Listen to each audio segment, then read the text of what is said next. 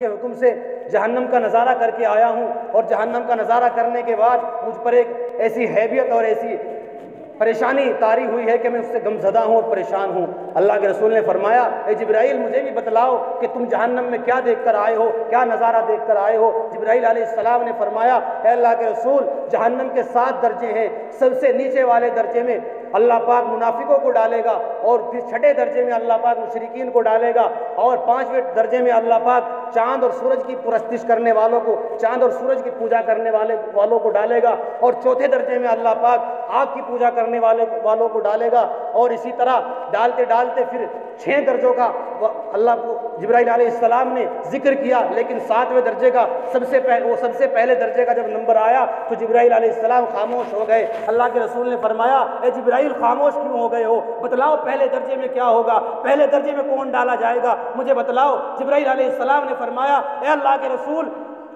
سب سے پہلے درجے میں آپ کی امت کے گنہگاروں کو ڈالا جائے گا، سب سے پہلے درجے میں آپ کی امت کے گنہگاروں کو ڈالا جائے گا۔ اللہ کے رسول صلی اللہ علیہ وسلم پر ایک خوف طاری ہو گیا اور پریشان ہو گئے اور سجدے میں گر گئے۔ میرے آقا مدنی کریم صلی اللہ علیہ وسلم، میرے بھائیوں، جن کی وجہ سے اور جن کی قربانیوں کی وجہ سے آج ہم زندہ ہیں، وہ سجدے میں گر گئے اس امت کی وجہ سے، اتنا سن کر کہ میری امت بھی جہنم میں جائے گی۔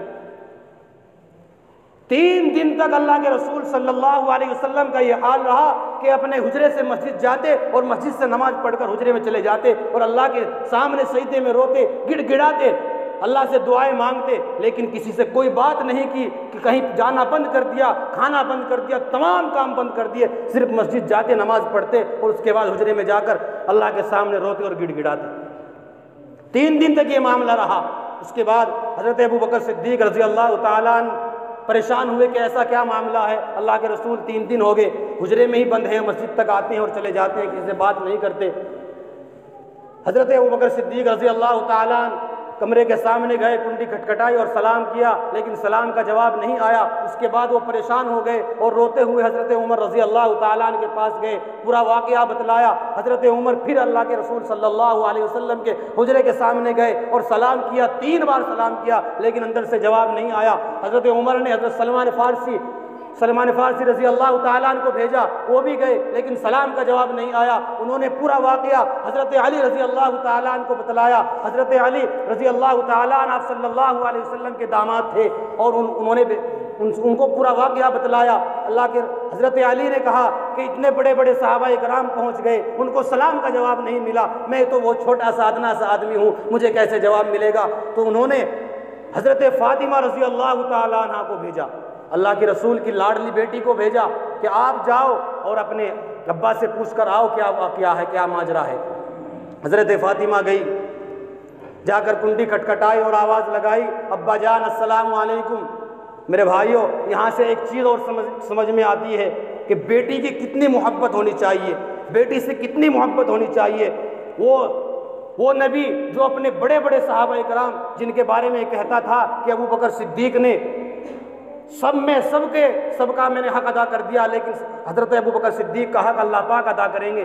حضرت ابوبکر صدیق کے سلام پہ جواب نہیں دیا، لیکن جب بیٹی جاتی ہے تو اللہ کے رسول نے سلام کا جواب دیا اور کھڑے ہو گئے اور کنڈی کھول دی۔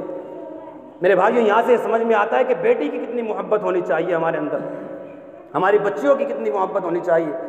حضرت فاطمہ نے پوچھا، اے میرے ابا جان کیا واقعہ ہے، آپ اتنے کیوں پریشان ہیں؟ حضرت محمد صلی اللہ علیہ وسلم نے پورا واقعہ بیٹی کو بتلایا، اور بتلا کر پھر رونے لگے اور سجدے میں چلے گئے۔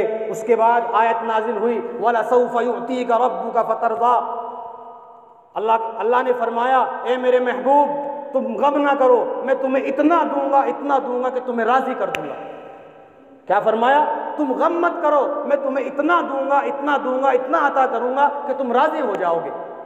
پھر اللہ کے رسول صلی اللہ علیہ وسلم کھڑے ہو گئے اور اعلان کیا کہ اللہ نے میرے سے وعدہ کر لیا میری امت کے بارے میں کہ میں تیرے امتیوں کو، گنہگاروں کو بھی جہنم سے نکالنے کے لیے تجھے اجازت دوں گا۔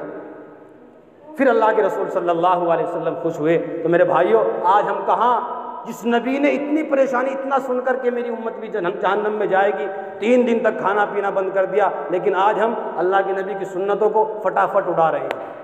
اللہ کے نبی کا طریقہ تو ہماری زندگیوں سے بہت دور ہے میرے بھائیوں، اس لیے اللہ کے نبی کا طریقہ اپنی زندگیوں میں لا